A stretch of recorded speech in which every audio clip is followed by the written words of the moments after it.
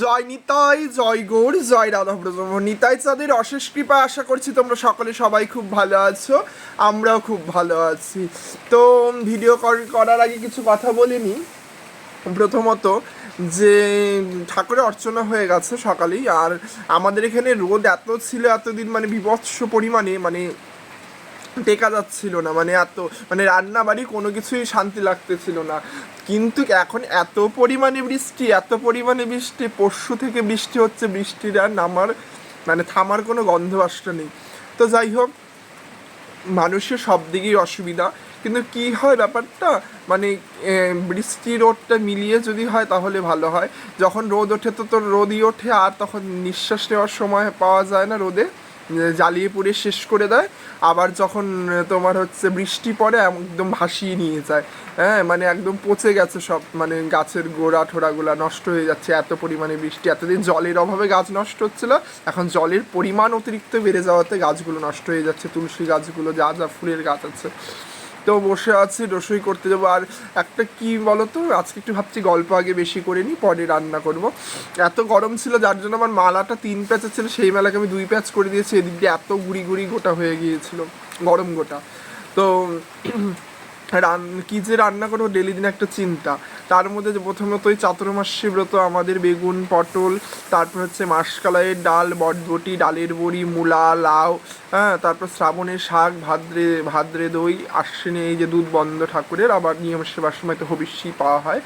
তো এগুলো বন্ধ। প্রথমত ওই খাওয়ার মধ্যে শুধু ঝিঙে, আলু, কুয়াশ, পেঁপে, কাঁচা কলা, এইসবই সবজি। তার মধ্যে বৃষ্টিতেও ক্রাইসিস হয়ে যায় সবজি, অতিরিক্ত গরম পড়লেও সবজি নষ্ট হয়ে যায়।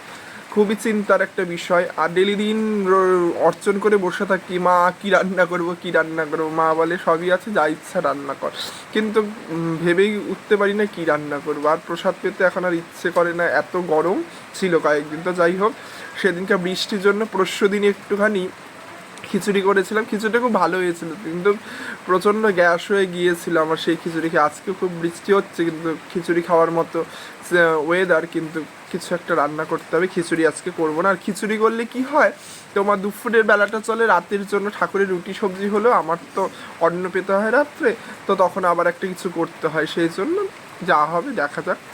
তো প্রচণ্ড বৃষ্টি, চলো একটু তোমাদের ভগবত দর্শন করে। এই কয়েকদিন তো ঠাকুরকে কাপড় পরাইনি, খালি ছোটো কাপড় পরিয়ে রেখেছিলাম, কিন্তু এই 2 দিন ধরে বৃষ্টির জন্য ঠান্ডা ঠান্ডা, আজকে আবার স্নান করিয়ে ঠাকুরকে সুতি কয়েকটা কাপড় পরিয়েছি। আগামীকাল একাদশী, আজকে শুক্রবার, আগামীকাল একাদশী, তো সকলেই একাদশী পালন করবে। তো চলো একটু ভগবত দর্শন করিয়ে। তো তোমরা সকলে ভগবত দর্শন করো।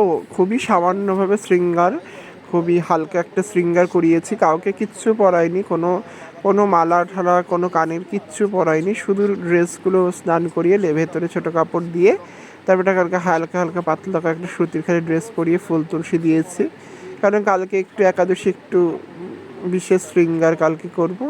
তাই আজকে বেশি হাঙ্গামা করিনি, কালকে একবারে সবাইকে স্নান করিয়ে, কালকে যেহেতু একাদশী, কালকে লাল শৃঙ্গার হবে, যদিও শনিবার, কিন্তু যেহেতু একাদশীতে লালই পরা হয়। এই দেখো কি পরিমাণে বৃষ্টি আমাদের এখানে হচ্ছে, গাছপালা সব নষ্ট হয়ে যাচ্ছে চতুর্দিকে। আর ওইদিকে মা বসে সবজি বানাচ্ছে, আর আমি এই ঘরে আছি বসে। প্রচণ্ড বৃষ্টি, মানে বলার মতন না, একদম বালতি টালতি সব ভরে গেছে জলে। তো এই দেখো ভোগ ঘরে চলে এসেছে, এদিকে আমি অন্যের জল বসিয়ে দিয়েছি, ডাল সেদ্ধ হয়ে গেছে। আর এখন আমি আলু করলা ভাজা করব। আলু করলা ভাজাটা করে নিয়ে তারপরে হচ্ছে এই যে দেখো আলু করলা ভাজা করে নিয়ে তারপরে আমি হচ্ছে রসাটা করবো। আর এদিকে ডালটাতে জল দিয়েছি, একটু ফুটলে হলুদ জিরের গুঁড়ো দিব, দিয়ে ভালো করে ফুটিয়ে নিয়ে তারপরে ডালটাকে সম্বাদ দেব। তো এই যে ভাজাটা হলেই এটার মধ্যে আমি সবজি দেবো, ডালটা সম্বাদ দিয়ে তারপরে আমি আলু ঝিঙে দিয়ে কুয়াশতে একটা সবজি করবে, সেটা বসিয়ে দেবো। এত এত যে বৃষ্টি হচ্ছে, মানে কি বলবো, মানে বলার মতন না। আর খুবই ঠান্ডা ঠান্ডা লাগছে, মনে হয় এখনই সোয়েটার পরতে হবে, এত পরিমাণে ঠান্ডা পড়ে গেছে।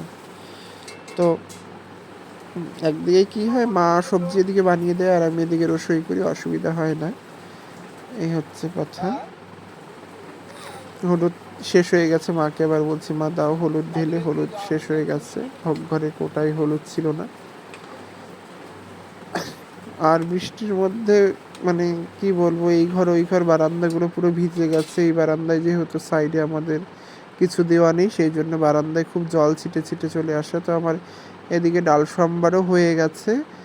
আর এই মটর ডালের মধ্যে না একটু হিং দেবে সম্বার দেওয়ার সময়, শুকনো লঙ্কা, তেজপাতা, গোটা জিরা দেওয়ার, আদা দেওয়ার সাথে একটু হিং সম্বার দিয়ে ডালটাকে সাদলে নেবে, দেবে খুব সুন্দর হয় মটর ডালটা। আর আমি এই সবজিটাকে আলু কোয়াশটাকে দিলাম, ঝিঙ্গাটাকে একটু পরে দেবো, লবণ দিয়ে ঢেকে দিলাম। তো এই দেখো মোটামুটি হয়ে গেছে। তো এর মধ্যে একটু আমি জিরে আর হলুদের গুঁড়ো দিয়েছি। আর হচ্ছে যদি এটা আলু পোস্ত নয়, ঝিঙে পোস্ত নয়, সাথে কুয়াশা দিয়েছি একটু রস কিন্তু পোস্ত বাটা দেবো। তো এদিকে আমার অন্ন উতলিয়েছে। অন্ন মোটামুটি হয়ে যাওয়ার মধ্যে গ্যাসটা কমিয়ে দিলাম, বেশি বাড়িয়ে রাখলে আবার মোটা হয়ে যায় মাঠটা, ঘন হয়ে যায়। তো এই যে হয়ে গেছে, একটু রস রাখলাম, একদম গা মাখা করিনি। নামানোর আগে একটু কাঁচা সর্ষের তেল দিয়ে নামিয়ে দেবো মিষ্টি দিয়ে।